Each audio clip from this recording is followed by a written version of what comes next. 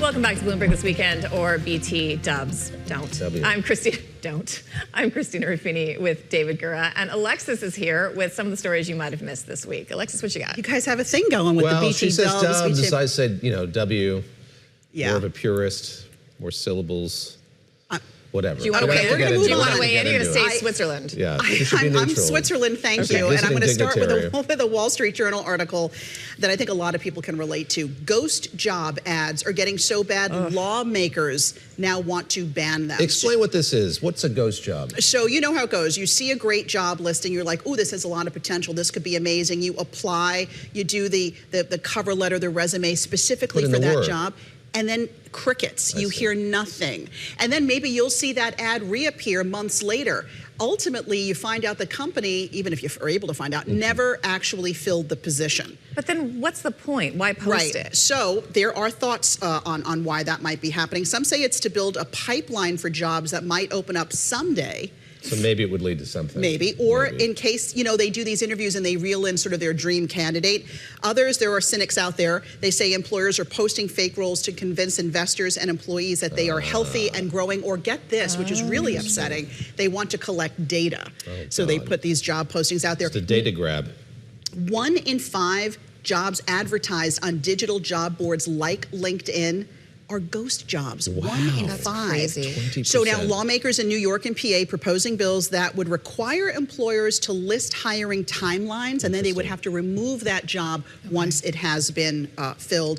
Texas's Attorney General is investigating LinkedIn. He says they're actually profiting from these fake job postings. Well, they charge per post, right? That's interesting. Yeah. I tell young people, if they're cold applying for jobs, never just send in a resume. Like, find somebody, email somebody, like make contact with someone at the jobs, even if they can just help make sure someone looks at your resume. Just knock on the door. I've done that. Wow. Send them some pizzas. Oh. That I've not done. Get on their good side. Never say no to a carb. Okay. All right. Exactly. What else you got? All right. This is also another LinkedIn-related story from the Journal. LinkedIn has accidentally become a dating site. A dating site. Despite its no romance rules. Oh, no. Oh, there are Hand rules? in head for There's Christina. no romance rules.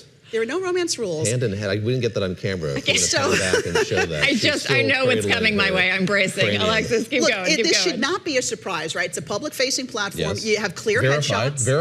Verified. You know that people are. How ambitious are you? How many jobs have you changed? What Find can out you the tell? salary range as well, if that's of note. Always a bonus. Yep. So a survey found about 1 in 4 professionals believe using LinkedIn as a dating tool can be acceptable. 25%. I keep reiterating these. You do, the one. And wait a minute, this is even better. 22% have reached out or responded to someone on LinkedIn with romantic intent. Ooh. Can confirm that is a thing that happens. In network, it happens. Can confirm that is a thing that happens. Now, you don't have to. There is a dating coach, I'm awful clamped, in this article who says that it's not bad news to do this, but you have to have some decorum. They say pick up lines to avoid. Are you single? I hope this isn't too weird, but, and then the always creepy, you're gorgeous. Oh, wow. So just stay away from those lines. I have gotten the hope this isn't too weird, but that's the one I've gotten a couple times. Really? My non-romantic outreach on LinkedIn is all AI written. Surely there's AI prompts that can do this for you as well. Well, people are using AI to chat with each other on dating apps now, too. So that defeats the whole purpose of getting to know the person. Where's the romance in that? But then again, it is nice to know that the person you're going out with is gainfully employed. Yes. So, there's drawbacks to everything. See, there's something to it. They've got that verified badge. What else you got, Alexis? All right, let's move on to the New York Times. For this is the headline. I've hit my limit. Some New Yorkers opt for fun at home to save money. Look, let's be honest. We were just talking about this with the floor team before we came on. Go ahead. Oh, good, Sam. I'm glad I'm with the zeitgeist here and you choosing are. these. So a lot of young people living in New York City, it has become cost prohibitive to go out and socialize. According to the Fed, the bottom 40% of U.S. earners have little to no discretionary income. And you know what? Bump that up here in New York City. Yes, very difficult. Salaries here are not keeping up with the necessities, never mind going out and having a cocktail. Do you know that a simple pastime like a basketball game? Yes. Going out, getting a drink, going to the movies can be like a $40 ordeal if you get it's like a domestic flight if you have a family. Yeah. I don't know how people do this. I mean, I joke that if I step outside my apartment, it's going to cost me at least $200 these days. Yeah, no joke. So they're calling it housing hangs.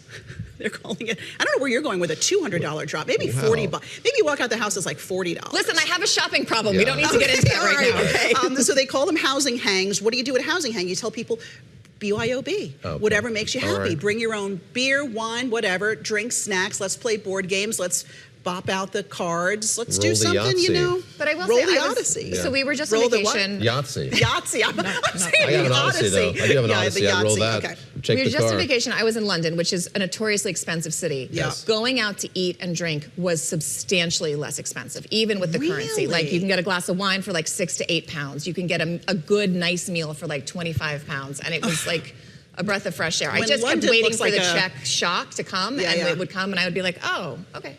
All right, we have time for one more. One more, yes, Wall Street please. Journal. A mother-daughter from Maysville, Kentucky turned down an offer to sell their farmland, which has been in their family for 200 years, to a company for $26 million. Wow. Why? At first they said, $26 million yeah, okay, Maysville. we'll do that. But they went, you know what? It's for data centers to fuel AI, and they said, we're not gonna do it. Not going to do it. And so the family's sitting tight on their farmland. Wow. That's a tempting offer. Encapsulates the political debate. Yeah, a lot of controversy in this small town in Kentucky. Some people are selling. We don't know who the person is, who the company is, but this report says it's Meta, Facebook's parent company. All right. It's really interesting. The debate used to be, selling your land to mining companies or selling your land to, oil frackers, and now it's selling your land to data centers. Data centers. Alexis, thank you very much. BTW here, as we call it. All of us here on the show weekly, giving us a look at those stories you may have missed on the Bloomberg terminal at Bloomberg.com and at other sites as well.